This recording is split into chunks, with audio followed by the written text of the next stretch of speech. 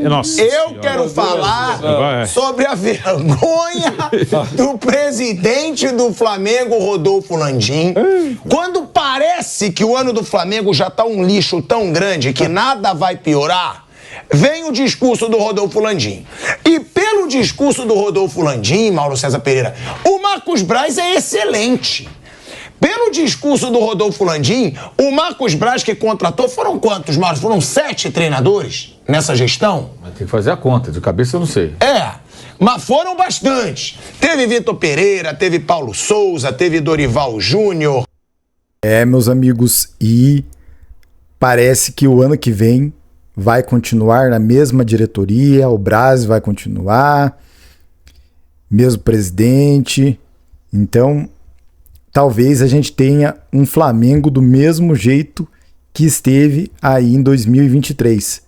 Vamos ver aí o que foi falado sobre manter a diretoria, também sobre novidades para o Flamengo, tudo que vai acontecer hoje na rodada. Será que o Flamengo vai ser campeão? Tem que meter 12-0 no São Paulo. Vamos ver o que a mídia paulista está falando sobre o Flamengo. Aproveita aí para se inscrever no canal, deixar aquele joinha, compartilhar o vídeo e deixe o comentário. Vocês acham que a diretoria deve permanecer ou deve trocar? Teve agora o Tite, teve... Não vou contar o Jorge Jesus, teve Rogério Ceni, teve Domenech, Renato, teve Renato Gaúcho, Abel Braga foi nessa gestão. Teve Abel Braga, já são 8. Já são 8 sem contar Jorge Jesus. O Abel foi antes do Jesus. Então vamos lá contar. Se bem que não foi o Braz que contratou o Abel, né? Isso foi antes do Braz. A partir do Jesus, pós-Jesus. Então, com o Braz foi Jorge Jesus, Domenech, depois do Domenech, Ceni, Rogério Ceni, depois do Ceni, Renato Portaluppi, depois do Renato Paulo Souza, depois o Dorival Júnior, depois o Vitor Pereira, depois o Sampaoli e o Tite. 9. 9 treinadores. 9. Contando a gestão do Landim, são 10. O do Bandeira de Melo teve 13. 13 então, treinadores. Mais 3 aí, o Landim iguala o Bandeira. Dois mandatos. Não, agora... Você vê como pode a coisa? Mas você vai lembrar melhor que eu. Dois presidentes com uma política, assim, que representam a política de recuperação do clube. Mas no futebol é o mesmo lixo. Lixo de gestão. Bandeira de Melo, lixo de gestão. Landim, lixo de gestão. Mas ganhou o título. Mas o Bandeira de Melo, eu concordo. Mas não tinha as multas rescisórias altas como esses, né? Sim. O Flamengo queima a multa rescisória. Não tinha, mas o que o Flamengo deixou de ganhar? O Flamengo virou time do cheirinho com quem? Que era o presidente, que falou isso uma vez, inclusive. O ano que vem não vai ter cheirinho. Tome cheirinho. Que virou um meme contra o Flamengo. Um pouquinho de cabeça, né? Conhecer futebol. Na verdade é o seguinte, os erros acontecem há muito tempo. Dá para nascer, talvez, o camarada que vai chegar ao poder no Flamengo e vai ter coragem, peito, que tem que ter coragem também. Para, na hora da dificuldade, não jogar tudo em cima do técnico. Porque é velho modus operandi. Joga em cima do técnico e você se isenta de culpa. E a imprensa embarca nessa também. E a torcida vai junto. Sem dúvida. Eu vou repetir aqui, não é uma defesa do Vitor Pereira, mas quando o Fluminense faz 4-1, gente, olhem o jogo. Quem tiver dúvida, veja de novo o jogo. Pega lá no YouTube, lá, assiste o jogo de novo, veja só os melhores momentos. Aquilo ali é culpa do técnico. Aquele comportamento dos jogadores é culpa do técnico ou é dos jogadores?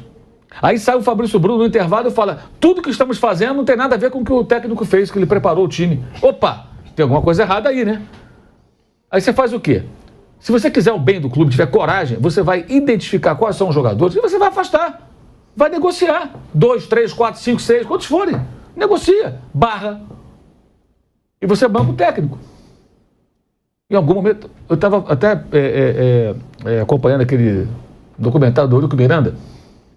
É um documentário do Eurico Miranda. Eu, pessoalmente, achei um pouco decepcionante, porque em alguns momentos ele é visto como se fosse quase um herói do Vasco. Eu acho que o Eurico, entre aspectos positivos e negativos, ele foi pior para o Vasco do que melhor. Isso para mim é muito claro. Só ver a situação do Vasco até hoje. O legado do Eurico é isso. É o Vasco do respeito voltou, que está sempre tropeçando, caindo para a segunda divisão, virou SAF e tudo. Enfim, um clube do tamanho do Vasco, né? O Vasco é um dos maiores clubes do Brasil. Uma torcida imensa. Mas o Eurico Miranda, em 97, quando o Vasco foi campeão brasileiro e tinha um time muito forte, houve um pequeno grupo de jogadores do Vasco que não queria o técnico Antônio Lopes. O Lopes era um delegado, para quem não conhece o Lopes, mais jovem especialmente, foi um técnico que fez até sucesso em dado momento, e ele era um delegado de polícia, antes de virar treinador. E era um cara muito enérgico, cobrava de uma forma muito veemente. E alguns jogadores, que eram jogadores importantes, não estavam a fim de ficar tomando esporro do Lopes. Né? Tinha aquela superstição dele, a camisa verde, já surradinha, que ele usava cada jogo do Vasco, a dona Elza preparava para ele, que era mulher. Um técnico de uma outra época, né? Uma coisa até meio folclórica e tal. E em dado momento, o Eurico percebeu que os caras queriam derrubar o técnico. Claramente queriam se livrar dele. Não queriam conviver com aquele treinador, queriam um técnico mais de diálogo, digamos assim. O Eurico chamou esses jogadores e falou, olha, o técnico é ele, vocês vão com ele até o final, e se não for resolver com ele, vai resolver comigo. Alguém pode falar, pô, mas é um papo meio mafioso. Pode até ser. Mas a gente pode também entender como um papo, assim, de quem está no comando.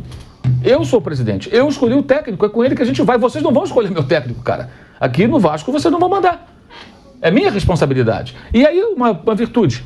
Mesmo na derrocada do Eurico em 2015, quando o Vasco estava afundando para a segunda divisão, de novo com ele, já tinha caído com o Roberto e estava caindo com ele dava entrevista quase todo dia. Você via quem era o responsável por aquilo, estava na cara. Era o Eurico Miranda. Ele não se escondeu. Como o Bandeira sumia nessas horas, tá? Na maioria das vezes não aparecia, e o Landim nunca apareceu.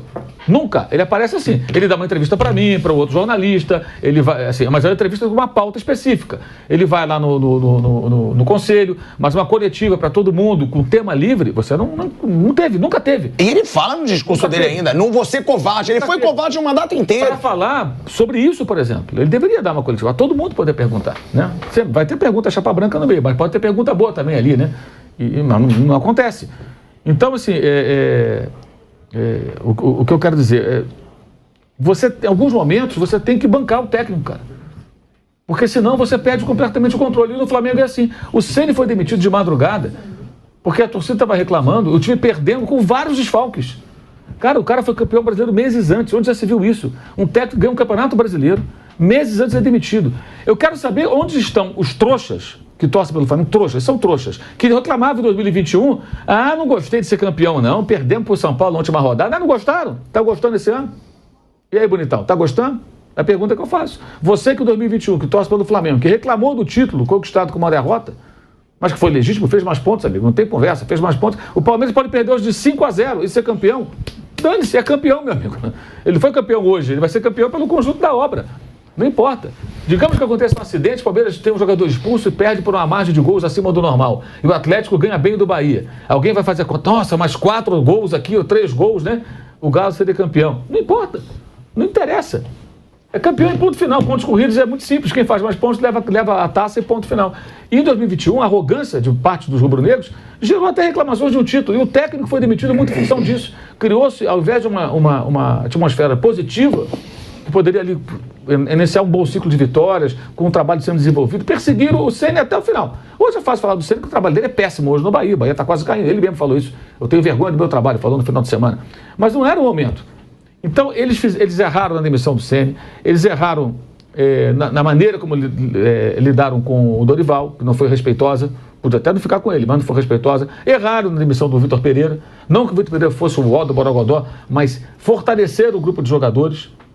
E hoje que você vê, Domingos ficou muito claro. Eu até agora não entendi, eu respeito muito o Felipe Luiz, a passagem dele pelo Flamengo foi importante, foi um ótimo jogador, mas eu não sei por que essa gratidão toda. Às vezes eu acho que o Felipe Luiz é o Zico. Sério, eu acho um certo exagero. Eu concordo. Nisso eu concordo com você muito. Ele faz parte também do grupo de jogadores que durante todas essas mudanças estava ali.